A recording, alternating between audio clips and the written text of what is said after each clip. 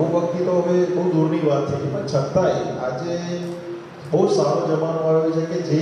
સનાતની કે જે પ્રભુ ભક્તિ માટે લોકો સમય કાઢી રહ્યા છે અને આપ જેવા વડીલો જે માર્ગદર્શન આપે છે આવનારી પેઢીને તો ખરેખર જરૂરી છે કે અમેરિકા હોય કે આખું વિશ્વ હોય લોકો સંસ્કાર લેવા ભારતમાં આવે છે અને આપણે તો અહીંયા કહેવાય કે આપણો ઇતિહાસ છે હિન્દુઓનો અને કૃષ્ણ ભક્તિ એટલે પૂર્વ વિશ્વના એક દેવતા કહેવાય છે કે ભગવાન કહેવાય છે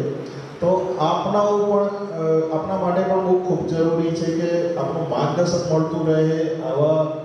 ક્લાસિકલ જે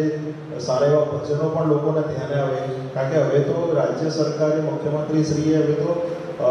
જે કહેવાય કે શ્લોકો પણ ભગવદ્ ગીતાના શ્લોકો પણ હવે બાળકોને ભણાવવાનું શરૂ કર્યું છે એટલે બાળકોની આવનારી પેઢી તમારા જેવા વડીલોના હાથમાં જ છે અને ધીરે ધીરે આ કદાચ એવું લાગે છે કે હવે પકડાઈ રહ્યું છે કે પ્રભુ ભક્તિ પણ આપણા એક સંસ્કારનો ભાગ છે અને હેમલબેન જે આ રીતના સારા એવા પગલાં ભરી રહ્યા છે તો ખૂબ ખૂબ એમને અભિનંદન છે અને આવા પ્રોગ્રામો કરતા રહે એવી મારી ખૂબ એમને આશાવાદી અભિનંદન આપું છું. Thank you.